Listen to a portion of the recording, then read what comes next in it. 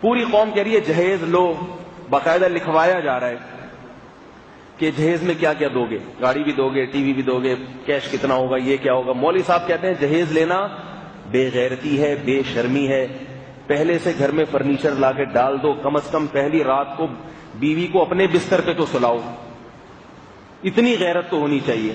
پہلی رات کو بیگم صاحبہ جس بستر پہ دلہن سوتی ہے وہ بھی اس کے ابا نے دیا ہوتا ہے، اور داماد بھی اسی بستر پہ ابا کے دیے بستر پہ سو رہا ہے۔ بھائی تمہیں اللہ نے بڑا بنایا تھا، عورت پہ خرچ کرنے والا بنایا تھا، تمہاری اسی وجہ سے تو معاشرے میں عزت ہے، تم کم از کم پہلی رات کو تو اپنا بستر مہیا کر دو۔ وہ بھی کہتے ہو بیگم تم جب آؤ گی نا تو بستر ساتھ لیتے آنا۔ آپ کے گھر کوئی مہمان آئے، آپ اسے یہ کہتے ہوئے اچھے لگتے ہیں یار پلیٹیں ساتھ لیتے ہوئے آنا اپنے، نہیں آ رہی سمجھ میں کیا کروں۔ دلہن سے زیادہ معزز کوئی مہمان ہوتا ہے؟ سب سے معزز مہمان انسان کی زندگی میں جو آتا ہے وہ کیا ہوتا ہے؟ دلہن، سب سے معزز مہمان۔ اس کے لیے لوگ پتہ نہیں استخارے نکلواتے ہیں اور وظیفے پڑھتے ہیں، بھئی واحد مہمان ہے جس کے آنے کی خوشی ہو رہی ہوتی ہے۔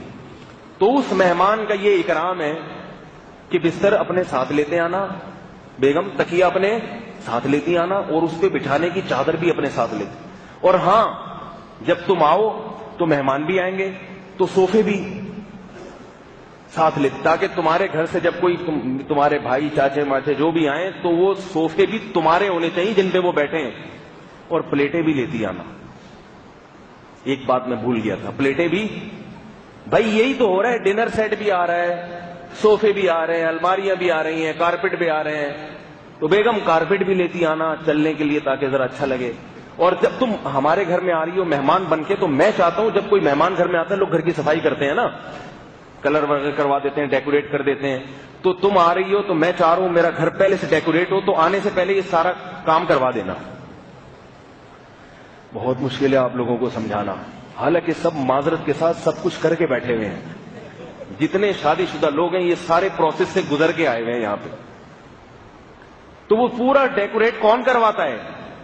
آپ صرف اتنا کرتے ہیں بھنگی چمار کو 5-10 روپے دے کے جھاڑو لگوا دیتے ہیں۔ یہ اس تکلف کی کیا ضرورت تھی بھائی، اسی سے جھاڑو بھی لگوا لیتے ہیں۔ صرف اتنا تھوڑا سا ہوتا ہے، جو بڑے بڑے خرچے ہوتے ہیں گھر کو ڈیکوریٹ کرنے کے وہ سارے کون کرواتا ہے؟ آپ کا سسرال کرتا ہے۔ وہ ڈیکوریشن کے لیے کلر اور یہ سب چیزیں تو کم، اس میں تو بہت کم پیسے خرچ ہوتے ہیں نا صفائی میں، اصل خرچہ تو ہوتا ہے آپ کے گھر میں فرنیچر کیسا ہے، اصل ڈیکوریشن تو اس سے ہوتی ہے۔ زیادہ جو مہنگائی ہے کہ الماری کیسی ہے آپ کی، بیڈ کیسا ہے، اس پہ گدا کون سا ملٹی فارم کا ہے یا پرانا اتوار بازار سے تو نہیں لے کے ڈال دیا کہیں آپ نے۔ تو یہ ساری چیزیں کہاں سے آتی ہیں؟ بولتے کیوں نہیں؟ ابھی میں آپ سے آپ کی کلائیاں چیک کرواؤں گا، اس پہ جو گھڑی ہے، میری یہ گھڑی اپنی ذاتی ہے، یہ سسرال سے نہیں آئی ہے۔ گھڑیاں بھی سسرال سے آ رہی ہیں، اور آگے چلیں پجامے بھی سسرال سے آ رہے ہیں، پینٹیں سسرال سے آ رہی ہیں، شرٹیں سسرال سے آ رہی ہیں۔ اللہ کے بندو کیا کر رہے ہو، کیا کر رہے ہو؟ تمہیں چاہیے تھا یہ ساری چیزیں تم دیتے، تم الٹا ساری چیزیں لے رہے ہو۔ پٹھانوں کے ہاں ایک بڑی اچھی رسم ہے، پٹھانوں کی بھی آج کل 2 قسمیں ہو گئی، ایک جاپانی پٹھان، ایک چائنا کے پٹھان۔ اب چائنا کے پٹھان بھی بہت ہو گئے جن میں وہ اصل اوریجنل کلچر ہی ختم ہو گیا ہوں۔ جو اوریجنل پٹھان ہے ایک دھیلا لڑکی والوں سے نہیں لیتے آج بھی، جو اوریجنل ہے، اور لڑکی والے لڑکے کا اتنا خرچہ کرا دیتے ہیں کہ اس کا خون چوس لیتے ہیں بیچارے کا، سارا خرچہ انہوں نے مردوں کے کندھوں پہ ڈالا ہوا ہے۔ بارات کا کھانا نہیں ہے ان کے ہاں، اگر بارات کا کھانا ہوتا بھی ہے تو وہ بھی مردوں سے پیسے لیتے ہیں، اس کے شوہر سے پیسے لیے جاتے ہیں، داماد سے یا سسر سے۔ تو وہ وجہ اس کی ہے کہ ان پر انگریزوں نے حکومت نہیں کی ہے 100 سال۔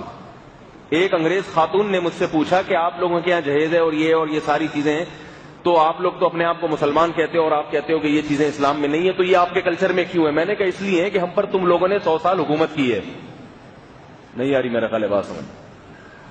تم لوگوں نے ہم پر ہندوستان میں 100 سال حکومت کی ہے، تو ہمارا اپنا اوریجنل کلچر بہت اچھا تھا، تمہاری حکومت کی وجہ سے ہمارا اپنا کلچر برباد ہو گیا، تمہاری وہ برائیاں ہمارے اندر آ گئی۔ آپ کہہ سکتے ہیں انگریزوں میں جہیز نہیں ہے، اب نہیں ہے، پہلے تھا، اب تو وہاں کے فیملی سسٹم ہی ختم ہو گیا، تو جہیز کیا؟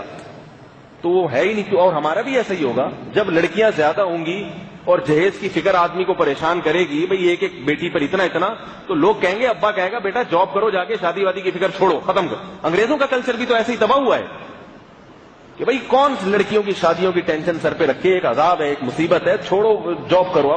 اب ماں باپ یہی کروا رہے ہیں بچیوں کو، بیٹا یہ رشتوں کی تلاش، پھر شادی ہو کے پھر بڑے بعض مسائل، بندہ 2 نمبر ملتا ہے، اس سے طلاق لینا ایک بڑی مصیبت ہے، پھر طلاق لیں گے تو پہلے کنواری کی نہیں ہو رہی تھی، اب طلاق کے بعد کہاں ہوگی؟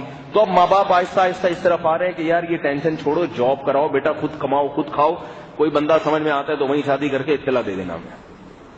یہ سیٹ اپ آہستہ آہستہ بھی تھوڑا تھوڑا ہے، زیادہ نہیں ہے، لیکن اگلے چند سالوں میں یہی ہو جائے گا، کیونکہ ٹینشن کی، فکروں کی بھی ایک حد ہوتی ہے، اس کو اگر کنٹرول نہ کیا جائے تو پھر وہ کلچر برباد ہو جاتا ہے۔ تو اب مولانا لوگ کیا بولتے ہیں؟ بھائی یہ ناجائز ہے، بارات کا کھانا، بولو نا بھائی، ناجائز ہے، یہ جہیز لینا، صوفے اور یہ ساری ڈرامے بازیاں غیرت کے خلاف ہے، مایوں اور یہ ساری چیزیں جو ہوتی ہیں آج کل شادی بیاہ میں، بھائی ان سے خرچہ زیادہ ہوتا ہے، نکاح مشکل ہو جاتا ہے، اور پھر بے حیائی کتنی ہوتی ہے۔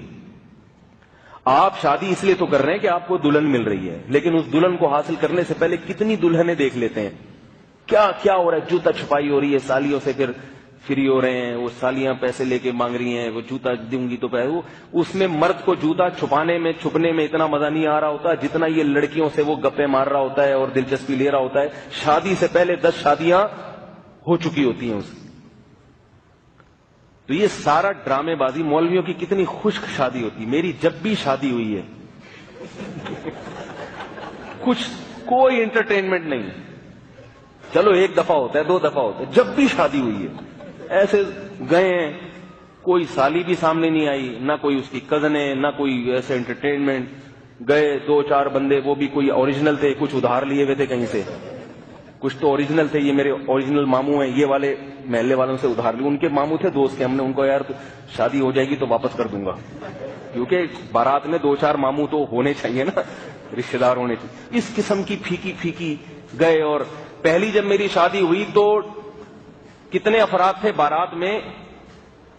میرے بڑے بھائی تھے، بھابھی، میں اور میری والدہ، یعنی 2 مرد 2 عورتیں، یہ 4 افراد تھے بارات میں، اور یہ بھی جاتے ہوئے تھے، واپسی پہ بھائی اور بھابھی الگ چلے گئے، میں اور والدہ اور دلہن صاحب، تو واپسی پہ کتنے آدمی؟ 3 افراد۔ یہ لوگ کہتے ہیں کوئی شادی، یہ کوئی شادی؟ آپ لوگ جس طرح سے کرتے ہیں اس میں آدمی کا بیڑا غرق ہو جاتا ہے، چند دن کا مزہ ہے، اس کے بعد لاکھوں روپے کے قرضے اور ایک ٹینشن، اور پھر جو پھڈے بازیاں، جب اللہ کی نافرمانی کر کے کوئی کام کرو گے تو اللہ اس میں سکون اور اطمینان چھین لیتے ہیں۔ تو اتنی اپنی آپ کے فائدے کی بات کر رہے ہیں مولوی، جو مولانا آدمی آپ کے فائدے کی بات کر رہا ہے، آپ سے خرچہ بچا کے خود تھوڑی لے رہا ہے۔ یا تو مولوی صاحب یہ کہتے ہیں نا بھائی سادگی سے شادی کرو اور جو پیسے بچ جائے وہ مجھے دے دو، پھر آپ کہتے ہیں یار یہ جو ہے نا اپنے چکر میں، جیسے پیغمبر دعوت دیتے تھے نا اپنی قوم کو، دیکھو ہم تمہیں بت پرستی سے روک رہے ہیں، لا اسألکم علیہ اجرا، اس پر ہم تم سے کوئی کمیشن تھوڑی مانگ رہے ہیں، پوری قوم کی دشمنی مول رہے ہیں اور کوئی فائدہ نہیں ہمیں۔ تو یہ اس کی علامت ہے کہ ہم صحیح بات کہہ رہے ہیں، کیونکہ غلط بات جب ہی کہی جاتی ہے جب اس میں کوئی مفاد ہوتا ہے، ورنہ کسی کا دماغ خراب ہے کہ وہ غلط باتیں کرے گا لوگوں کے سامنے۔ کوئی مفاد ہوتا ہے، کوئی سیاسی مفاد، کوئی ووٹ لینے ہوتے ہیں یا پیسے چاہیے ہوتے ہیں تو انسان غلط باتیں کرتے ہیں۔ جب کوئی پیسے چاہیے ہی نہیں اور صحیح بات کرنے میں لوگوں کی مخالفت بھی ہو رہی ہے تو یہ اس کی علامت ہوتی ہے کہ یہ آدمی صحیح بات ہی کر رہا ہے، غلط نہیں کر رہا۔ تو ہم اگر آپ سے کہہ رہے ہوتے بھائی یہ جہیز کا خرچہ بچا کے ہمیں دے دو تو پھر اب کوئی بات بھی تھی، ہم تو نہیں کہہ رہے کہ ہمیں دو، ہم کہہ رہے ہیں اپنے اوپر ترس کھاؤ، جن کے بیٹیاں ہیں ان پہ ترس کھاؤ تاکہ ان کے لیے بھی اپنی بیٹیوں کی شادیاں آسان ہو جائیں۔ جب سب کریں گے تو پھر انسان کو شرم نہیں آئے گی، ورنہ ہر آدمی شرما شرمی میں جہیز دے رہا ہے کہ یار سب نے دیا، میں نے اگر نہیں دیا تو لوگ کیا کہیں گے، لوگ کیا، اسی چکر میں تو کم از کم دیندار تو التزام کر لیں اس کا۔ تو مولانا لوگ پھر وہ میرے پاس فون آتے ہیں لوگوں کے، وہ ہمارے ابا منع کرتے ہیں بھائی ان مولوی صاحب کے بیان میں نہ جایا کرو، یہ عجیب سی باتیں کرتے ہیں، یہ تو سارے ہمیشہ سے عجیب ہی سی باتیں کرتے آئے ہیں۔ پیغمبروں کی دعوتیں ماحول اور کلچر میں جو غلط چیزیں ہوتی ہیں اس کے مخالف ہوتی ہیں، تو بعض لوگوں کو یہ سمجھ میں آتی ہیں، بعض کو سمجھ میں نہیں آتی۔ تو فائدے کی باتیں، تو ابراہیم علیہ السلام کی بیوی اللہ سے کہہ